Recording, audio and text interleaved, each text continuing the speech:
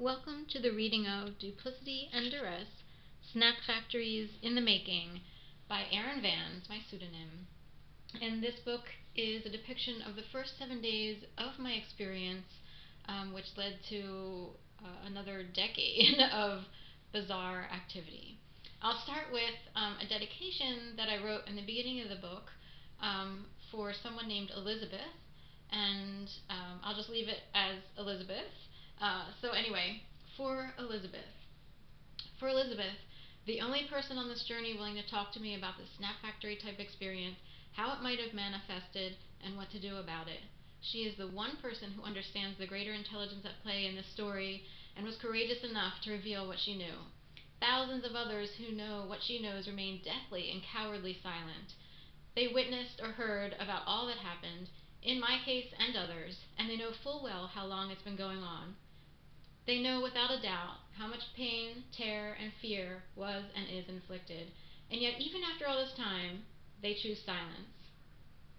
Like many of us who often suffer from incredible amnesia about what actually occurs right in front of our eyes day in and day out, it is as though, to them, the ones in the know, nothing ever happened and life goes on as normal. I dedicate this to Elizabeth because she, by example, taught me how important it is to document this experience, remain conscious and present, and to ignore attempts of malevolent antagonists.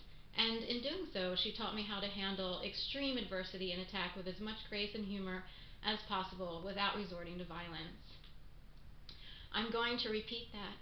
Without resorting to violence, because whoever is behind this bizarre activity, these snap factories, is trying to incite innocent people to act out in violence, which plays directly into their hands.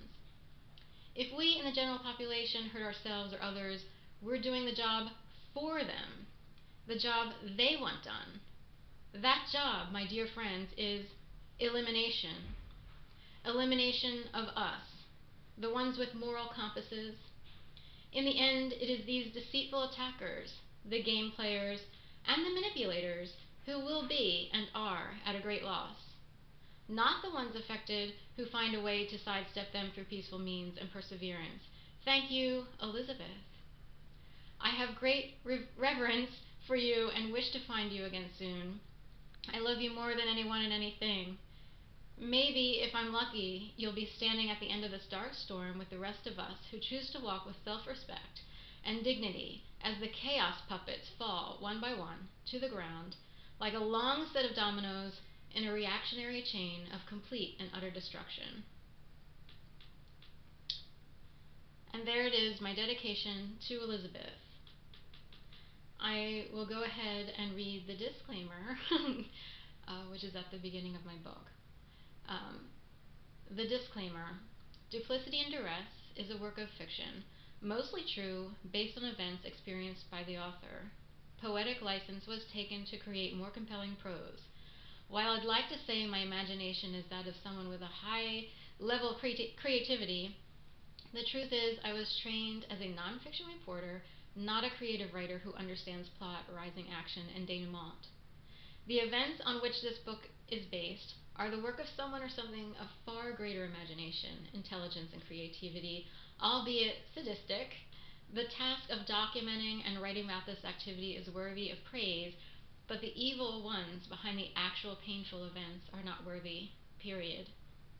Somehow I wound up in the middle of the mess, for lack of a better word, and somehow I've been fortunate enough to write about it without being among those who find themselves in mental institutions or on the streets snapping out alongside a newly built Target store in the heart of a city which once prided itself on independent shops and family-run businesses.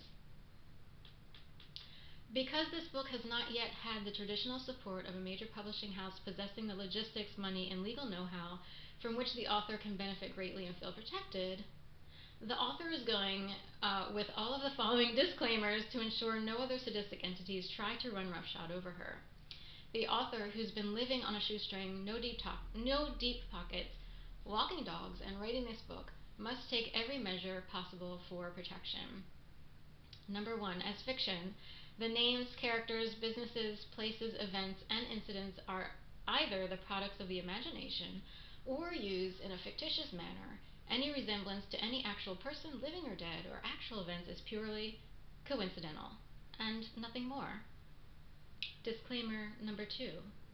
Although the self-publishing company and author have made every effort to ensure that the information, grammar, spelling, and formatting in this book was correct at press, electronic, or standard print press time, the company and author do not assume and hereby disclaim any liability to any party for any loss, damage, or disruption caused by errors or omissions resulting from negligence, accident, or any other cause. Disclaimer number 3. In regards to family, the author loves very deeply all members of her family, whether together or apart: her mother, her father, her sister, niece, and nephews, her aunts and cousins, and in-laws. This book was written during a time of great chaos and torment. During such times, the author struggled to make sense of broken family relations and adversities common to all.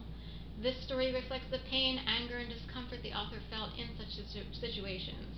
You will also find an abundance of love, compassion, and concern in this book as well. Let it also be said that while issues like drug abuse incite much anger for the author has spent an inordinate amount of time learning about and feeling great empathy for those accosted by the addictive substances so easily available and heavily pushed in our society today, and since a long time ago, both legally and not.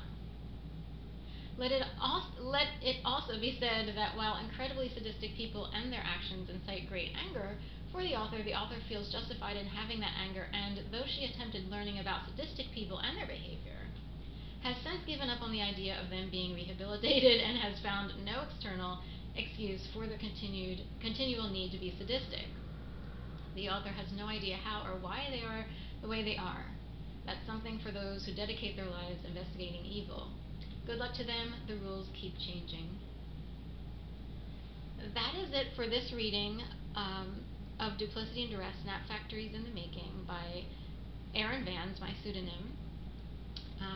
Next time I will begin reading the book, which begins with an introduction and then moves forward with day 1.